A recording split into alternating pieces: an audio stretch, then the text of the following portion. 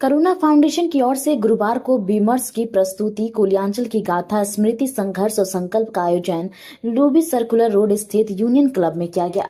कार्यक्रम की शुरुआत मुख्य अतिथि और वरिष्ठ अतिथियों ने संयुक्त रूप से दीप प्रज्वलित कर किया।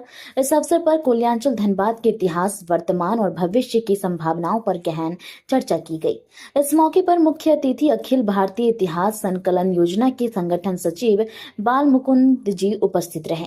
वहीं विशेष अतिथि के रूप में विकास प्रीतम सिन्हा, प्रमोद पाठक, केदार मित्तल, हरेंद्र सिंह, चेतन गोयंका और धीरज कुमार शामिल हुए।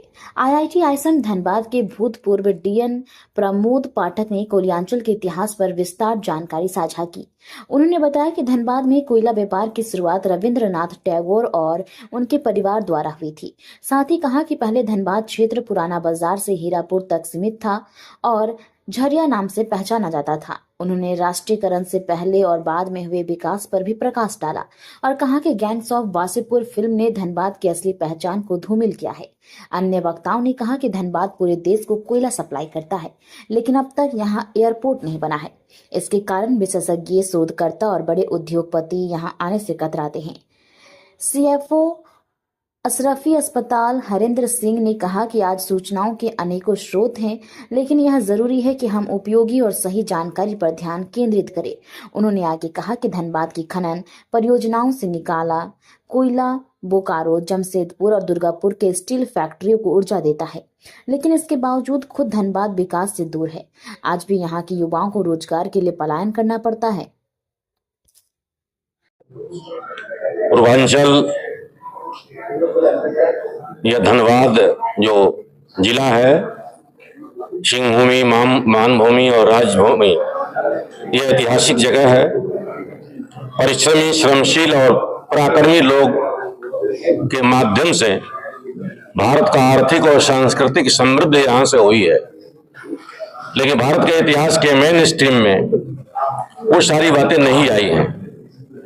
मेरा प्रयास है कि भारत के कोने कोने में जो कंट्रीब्यूशन अपने क्षेत्र के लोगों का कल्चरल, सोशल और इकोनॉमिकल कंट्रीब्यूशन के माध्यम से देश बचा है, बड़ा हुआ है और आगे बड़ा होगा, यह स्वाभिमान लोगों के अंदर जगे। अपने अतीत के पराक्रम और अपने पूर्वजों के संघर्ष के कारण से जो हमारा अस्तित्व बचा हुआ है, उस अस्तित्व के आगे बढ़ा करके हम और भारत को दुनिया के सर्वश्रेष्ठ देशों में शामिल करने में सक्षम हो। इस प्रकार के स्वाभिमान को बढ़ाने के लिए प्राचीन और वर्तमान के इतिहास के आधार पर भविष्य का निर्माण करने का यहाँ के नौजवानों में, विद्यार्थियों में, व्यवसायियों में एक जज्बा पैदा हो, इसके उद्देश्य से ही यह संगोष्ठी आयोजित की गई थी। और मुझे आशा है कि क्षेत्र के लोग अपने पूर्वजों के पराक्रम से प्रशिक्षित होकर और प्रेरणा लेकर के और देश को आगे बढ़ाने में अपना अहम भूमिका का निर्वाह करेंगे।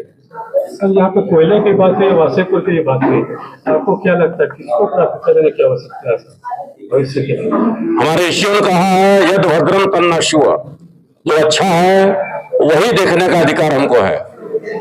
कौवा को और सुअर को गंदगी देखने का अधिकार है, लेकिन हंस गंदगी नहीं देखता, वो निर्छीर विवेक करता है।